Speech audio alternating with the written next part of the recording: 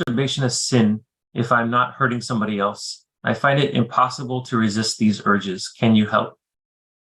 Yeah. There are some foods that may be enjoyable, but they're harmful. You drink whiskey, it does you some harm. Take drugs, these harmful drugs. They may be, I don't know, I've never tasted it, but people get a kick out of it and they enjoy it, but it's harming them. Why is it you don't take these harmful drugs like marijuana and so many other things like that? Because you know it's going to harm you. So when you become, it may be enjoyable. There are many things that are enjoyable that are harmful, even for older people. Even eating a lot of sugar can harm you. You keep on, if you're beyond a certain age and you've got diabetes in your family tree, even sugar can harm you. Eating too much of it, you must be controlled, disciplined. But people who don't realize it, they just enjoying it, and then they die early. Or they have so many sicknesses because of diabetes. So even in the physical realm, we realize that I must not eat just because I enjoy it. Is this healthy for me? Or is it harmful? All these people who take drugs and ruin their lives, I wonder, they must be getting some enjoyment or some kick out of it. That's why they take it. But we don't, we avoid it because we know it's harmful. It's exactly the same with watching pornography or masturbation. Yeah, maybe there's some enjoyment in it, but it's ruining your mind. You say it's not hurting somebody else. Well, if you take some harmful drug, you're not hurting anybody else, but you're harming yourself. So the people who are on drugs, these harmful drugs, they say, I can't resist this urge, like it says in this question. I can't resist this urge. I think a lot of people who go getting drunk with alcohol and other harmful drugs, they say it's an urge. Why is it you resist it? I hope you guys never drink alcohol and ruin yourself or take drugs. So you resist that urge, even if your friends tell you it's very enjoyable. You don't do it because you know it harms you. So you got to understand this is harmful, even if it's not hurting somebody else. You take drugs, it's not harming somebody else, but it's hurting your own life. And so you're sensible enough not to take it.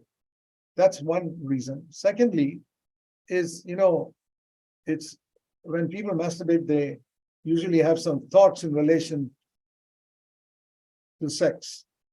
And that thought is ruining your mind. And also, when Jesus spoke about two things more, I would say. One is what did Jesus say about sexual sin? Please turn with me to Matthew chapter 5. In the Old Testament, adultery was a sin.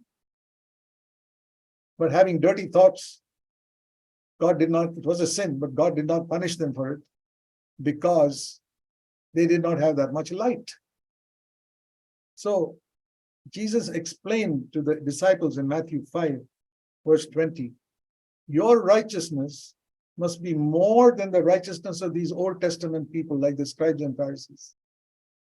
Because you got to enter the kingdom of heaven. The people of Israel had a kingdom of earth. In the kingdom of earth, the standard was very low. For example, don't murder. But Jesus said, that was the Old Testament standard, verse 21. But I say to you, don't get angry. The Old Testament standard was a low standard, don't kill. The New Testament standard is higher, don't get angry. Further, the Old Testament standard, verse 27, was don't commit adultery, a low standard. The New Testament standard is higher, don't even have dirty thoughts. Don't lust after a woman in your mind. So if your eye, we lust with our eyes. A man looks at a woman and lusts for her. Jesus said it's better tear out that eye than for your whole body to be thrown into hell. You mean lusting can take a person to hell? Well, that's what Jesus said. It's better to lose one eye and stop lusting. And then if the other eye also lusts, then pull out that one also and go to heaven rather than go to hell with two eyes. Now, he's not talking about physically pulling out the eye, but he says, cut off that, turn your eyes away, stop looking at that picture or that thing that tempts you, and keep your mind pure. It's that serious. And then in connection with sexual sin, he says another thing. Verse 30, if your right hand makes you to stumble. Oh, how does your right hand make you stumble in relation to sexual sin? That's relating to Jesus. He didn't use the word masturbation, but that's what he meant there. It's better to cut off that hand than to go to hell. So is that serious? I can't find any other meaning to Matthew 5:30 than masturbation. And the final thing is, what is my definition of sin? Anything that Jesus would not do.